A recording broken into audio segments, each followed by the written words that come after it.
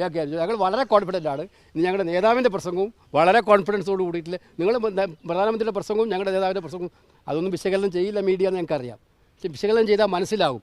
Text നോക്കാതെ അദ്ദേഹം ഒന്നും നോക്കാതെ അദ്ദേഹത്തിൻ്റെതായിട്ടുള്ള വാക്കുകളിലൂടെ വന്ന പ്രസംഗത്തിൻ്റെ കോൺഫിഡൻസ് ലെവലും പ്രധാനമന്ത്രി എഴുതി തയ്യാറാക്കിയത് വെച്ചിട്ട് പഴഞ്ഞ കാലം നടത്തിയ അതേ പ്രസംഗത്തിൻ്റെ ആവർത്തനവും രണ്ടും തമ്മിൽ കമ്പാരിസൺ എല്ലാവർക്കും മനസ്സിലാവും. ഞങ്ങൾക്ക് ഒരു ആത്മവിശ്വാസ കുറവുമില്ല. വളരെ കോൺഫിഡൻസോട് എടുക്കുന്നത് വളരെ കൃത്യമായിട്ടുള്ള സ്ട്രാറ്റജി തന്നെയായിരുന്നു അത്. ആ സ്ട്രാറ്റജി അനുസരിച്ച് ഞങ്ങളുടെ എല്ലാ മെമ്പർമാരും ഹാജരായിട്ടുണ്ടായിരുന്നു.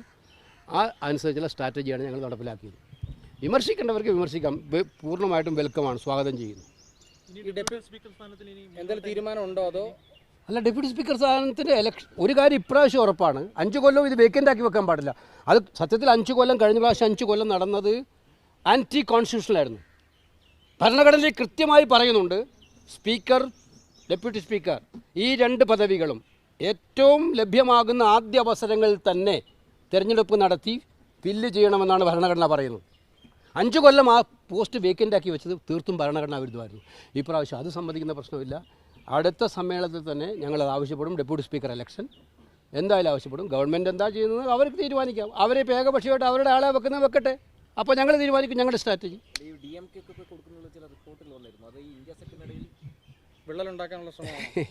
അത്തരം ശ്രമങ്ങളൊന്നും വില പോവില്ല. ഈ ഇന്ത്യ സഖ്യത്തിൽ നിൽക്കുന്നവർക്കൊക്കെ അവർക്കൊക്കെ ഒരു രാഷ്ട്രീയ പശ്ചാത്തലമുണ്ട്. അവർക്കൊരു പൊളിറ്റിക്കൽ ബേസുണ്ട്. അവർ വന്നിരിക്കുന്ന പശ്ചാത്തലമുണ്ട്. അത് TMCക്കായാലും DMKക്കായാലും അല്പസ്വല്പം സൗന്ദര്യപ്പിണക്കൊക്കെ ഒരു മുന്നണിയാകുമ്പോൾ ഉണ്ടാവും. അത് എല്ലാ ദിവസവും ഒരുപോലെ കംപ്ലീറ്റ് ഒരു പാർട്ടി പോകുന്ന പോലെ പോകാൻ പറ്റില്ല ഒരു മുന്നണിയാകുമ്പോൾ. പക്ഷേ അവരുടെയൊക്കെ ഒരു പൊളിറ്റിക്കൽ ഐഡിയോളജി ഉണ്ട്. അത് TMCക്കുണ്ട്, DMKക്കുണ്ട് നിൽക്കുന്ന. അതിലൊന്നും വെള്ളം ചേർക്കാൻ അവരാരും തയ്യാറാവുന്ന പ്രശ്നമില്ല എന്ന് മാത്രമല്ല, അതിനകത്ത് മുന്നോട്ട് പോകത്തുമില്ല. ഞങ്ങൾക്ക് അതിനകത്ത് പൂർണ്ണമായ ആത്മവിശ്വാസമുണ്ട്.